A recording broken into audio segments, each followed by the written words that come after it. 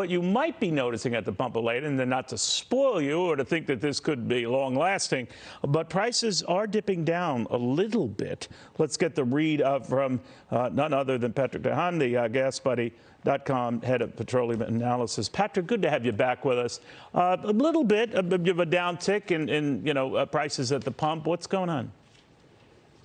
Yeah, Neil, some more relief. In fact, our third straight weekly decline in the national average. The average price now nationally slipping under $4.10. In fact, we're down to $4.09 a gallon. So oil prices, or the fall in oil prices, is starting to have a pretty profound impact. Americans now collectively saving about $100 million every day fueling up in light of the lower prices. And the good news is, with oil prices again down today significantly, I think we'll see a fourth straight week of declines across the country.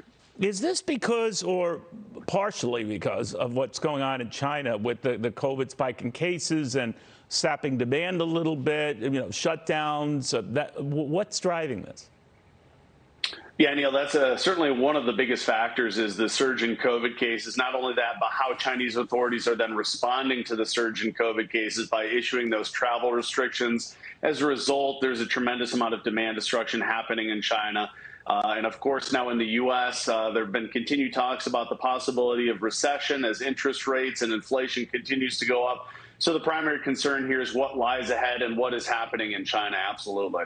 So when prices go down, of course, this will come at a convenient time for those who hope to take to the road, for Passover and Easter and then into the summer. Sort of give me an idea how you see the summer driving season shaping up.